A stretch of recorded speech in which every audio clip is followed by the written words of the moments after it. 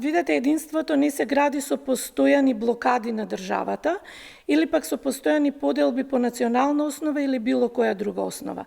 СДСМ е секогаш на страната на граѓаните и секогаш носи одлуки кои што се државнички.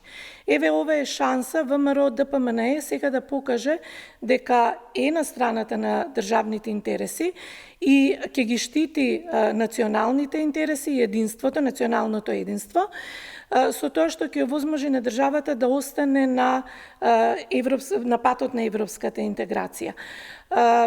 Меѓутоа, ако размислиме наназад, ќе можеме да дадеме многу примери кои што укажуваат дека ВМРО ДПМНЕ и не многу размислувала за државничките одлуки и не била секогаш на страната на интересите на граѓаните и на државата. Да ве потсетам, ВМРО ДПМНЕ не ги поддржа и не беше за рамковниот договор, не беше за Преспанскиот договор, не беше за членство во Обединетите нации, не беше за членство во НАТО алијансата.